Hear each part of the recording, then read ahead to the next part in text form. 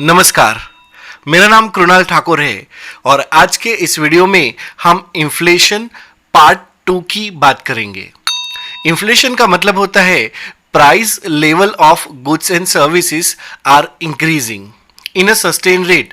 लगातार वस्तु और सेवाओं की कीमतों में बढ़ोतरी हो रही हो तो उसे इन्फ्लेशन या हिंदी में मुद्रास्फीति या आम भाषा में महंगाई कहते हैं। और इन्फ्लेशन के दरमियान वैल्यू ऑफ मनी मतलब परचेजिंग पावर ऑफ मनी घटता है, रिड्यूस होता है। अब हम यहाँ पे देखते हैं कि इन्फ्लेशन के कारण क्या है। तो बेसिकली हम देखते हैं कि इन्फ्लेशन के कारण के ऊपर से हम बोलते हैं कि there are most commonly two methods of inflation. तो पहला है डिमांड पुल्ड इन्फ्लेशन, मांग जन्य मुद्रास्फीति, जिसमें प्राइस बढ़ने का मेन कारण है मांग। और दूसरा है कॉस्ट पुश इन्फ्लेशन, जिसमें कीमतें बढ़ती है क्योंकि वस्तु और सेवाओं की लागत में वृद्धि होती है, कॉस्ट में बढ़ोतरी होती है। तो सबसे पहले बात करते हैं डिमांड पुल्ड इन्फ्लेशन की। हम देखते हैं कि जब भी वस्तु या सेवाओं की डिमांड बढ़ती है उनकी सप्लाई के कंपैरिजन में, तो उस डिमांड बढ़ने के कारण वस्तु और सेवाओं की कीमतें बढ़ती है, तो इसको हम डिमांड पुल्ड इन्फ्लेशन कहते हैं। इसमें पहला एग्जाम्पल है कॉमोडिटी इन्फ्लेशन, जिसे हम वस्तुगत मुद्रास्फीति भी कहते हैं।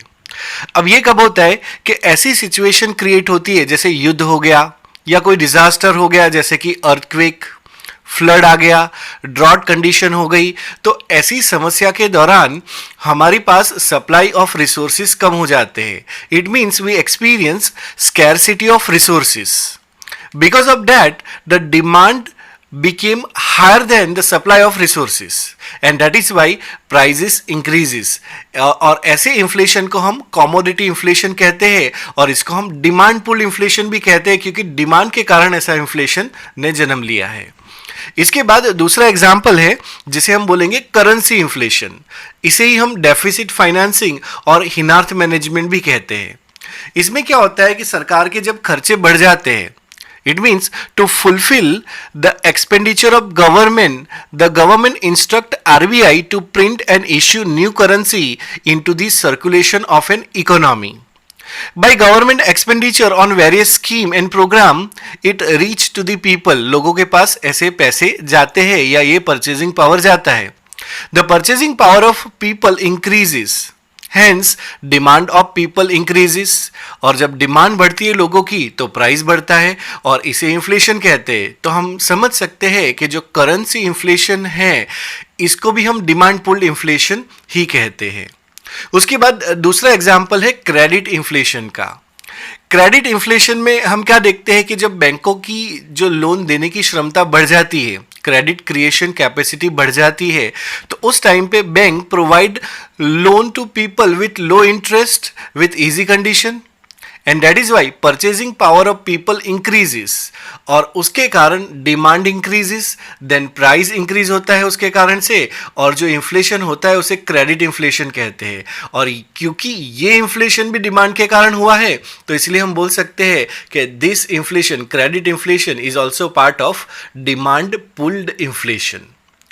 अब इन्फ्लेशन होने के दूसरे कारण को देखें तो हम सेकंड टाइप देख सकते हैं यहाँ पे कॉस्ट पुश इन्फ्लेशन, कि जब डिमांड के कारण कम लेकिन कॉस्ट के बढ़ने से किसी भी वस्तु के बनने में जो रॉ मटेरियल लगता है उसके कॉस्ट में या फिर दूसरी किसी चीज़ में कॉस्ट बढ़ेगा और उसके कारण इन्फ्लेशन बढ़ेगा, तो हम उसे कॉस्ट पुश इन्फ्लेशन कहते हैं, लागत जन्य मुद्रास्फीति कहते हैं। तो इसे समझ सकते हैं कि when production cost of companies increases the price increases, it is called cost pushed inflation। For example, when production cost like taxes, wages, import, etc. increases, company increases the price of their goods or services to maintain their profit margin। This is cost push inflation. एक example इसमें देखते हैं कि imported inflation जो है इसे हम cost push inflation ही कहते हैं। For example, when price of goods in other country increases, हमारी डोमेस्टिक कंट्री में तो कोई प्राइस इंक्रीज नहीं हुआ है, लेकिन क्योंकि दूसरी कंट्री में प्राइस इंक्रीज हुआ है और उसका जब इंपोर्ट होता है हमारे देश में और उसके कारण से हमारे देश में भी प्राइस बढ़ती है, तो ये इंपोर्टेड इन्फ्लेशन है। जैसे किसी दूसरे देश में पेट्रोल की कीमत बढ़ी और यही पेट्रोल है, यही ऑयल है जो भारत में इंपोर्ट होगा, और क्योंकि इसकी इंपोर्ट की कॉस्ट बढ़ी है, तो जब भारत में इंपोर्ट हुआ है और उससे रिलेटेड दूसरे गुड्स एंड सर्विसेज है, उनकी कॉस्ट बढ़ेगी, जिसके कारण वस्तु और सेवाओं की फाइनल मार्केट प्राइस भी बढ़ती है। तो ऐसे इन्फ्लेशन को इंपोर्टेड इन्फ्लेशन कहते हैं, जो कि और कुछ नहीं लेकिन कॉस्ट पुश इन्फ्लेशन ही है। इसके बाद कुछ डिफरेंट टाइप्स ऑफ इन्फ्लेशन देखते हैं। तो सबसे पहले क्रीपिंग इन्फ्लेशन, हिंदी में रेंगती हुई मुद्रास्फीति किसे कहते हैं। तो जब इन्फ्लेशन बढ़ने का रेट बहुत कम होता है, जैसे 3%, 2% या 1%, तो ऐसे इन्फ्लेशन को हम क्रीपिंग इन्फ्लेशन या रेंगती हुई मुद्रास्फीति कहते हैं। इसे हम डिसइंफ्लेशन भी कह सकते हैं। So creeping inflation is a mild inflation which occurs when there is a price rise of 3% or less a year, like disinflation. According to central bank, means Federal Reserve, when there is a rise of 2% or less in prices, it benefit the economic growth. Hence, creeping inflation is also called sustainable inflation. Sustainable inflation क्या होता है कि that rate of inflation which is good for the economy is sustainable inflation. The creeping inflation here make consumer expect that the price will keep increase in future, which in turn boost demand for goods and services, as consumer now want to buy more a lot to beat the future prices. कि future में price बढ़ने वाला है, इसीलिए अभी वो demand ज्यादा कर लेंगे और उसकी वजह से प्राइस बढ़ेगा। And this is how the creeping inflation drive the economic expansion.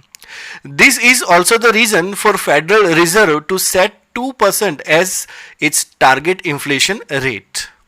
उसके बाद नेक्स्ट टाइप है जिसे हम वॉकिंग इन्फ्लेशन कहते हैं, चलती हुई मुद्रास्फीति कहते हैं। ये चलती हुई मुद्रास्फीति is a stronger inflation than creeping inflation, somewhere with a price rise between 3% to 10% a year, कि जब भी 3% से 10% के बीच में इन्फ्लेशन का रेट रहता है सालाना, तो उसको हम वॉकिंग इन्फ्लेशन कहते हैं। Walking inflation is harmful to the economy as it accelerate the economic growth, means too fast. As a result, consumers start purchasing goods or services more than their requirement to avoid higher future prices. This further increases demand so much that it becomes challenging for the supplier to keep up with their demands. It results in exclusion.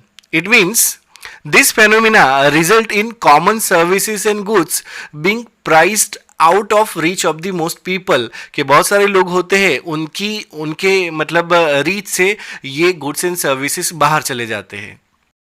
इसके बाद next type है galloping inflation, कि जब inflation के बढ़ने का rate 10% से ज्यादा होता है तो उसे गैलोपिंग इन्फ्लेशन या निगलने वाली मुद्रास्फीति कहते हैं। ये इकोनॉमी के लिए बिल्कुल अच्छा नहीं है, इसे कंट्रोल करना अति आवश्यक होता है सरकार के लिए। इसके बाद इन्फ्लेशन का नेक्स्ट टाइप है जिसे हम बोलते हैं हाइपर इन्फ्लेशन, कि जब भी इन्फ्लेशन बढ़ने का रेट, इंक्रीज होने का rate more than 50% a month होता है तो उसे हाइपर इन्फ्लेशन कहते हैं। हाइपर इन्फ्लेशन इकोनॉमी को बर्बाद करता है, बर्बाद कर सकता है। जैसे कि कुछ एग्जाम्पल है, जर्मनी में 1920 में हाइपर इन्फ्लेशन की सिचुएशन देखी गई थी। जिम्बाब्वे में सन 2000 में हाइपर इन्फ्लेशन देखा गया था और सिविल वॉर के दरमियान अमेरिका में भी हाइपर इन्फ्लेशन देखा गया था। इन्फ्लेशन का नेक्स्ट टाइप है स्टैगफ्लेशन। स्टैगफ्लेशन मंदीगत मुद्रास्फीति। ये इन्फ्लेशन क्या होता है कि जब भी रिसेशन चल रहा होता है इकोनॉमी में और उसी दौरान इन्फ्लेशन भी बढ़ता है और उसके साथ साथ अनएम्प्लॉयमेंट भी बढ़ता है तो उसे स्टैगफ्लेशन कहते हैं, और ये सिचुएशन भी इकोनॉमी के लिए बहुत ही नेगेटिव रहती है। तो यहां पर हम इन्फ्लेशन पार्ट 2 को कंप्लीट करते हैं। अगर ये वीडियो आपको पसंद आया हो तो प्लीज इसे लाइक, शेयर और सब्सक्राइब जरूर करें। ये वीडियो देखने के लिए आपका धन्यवाद। Thank you.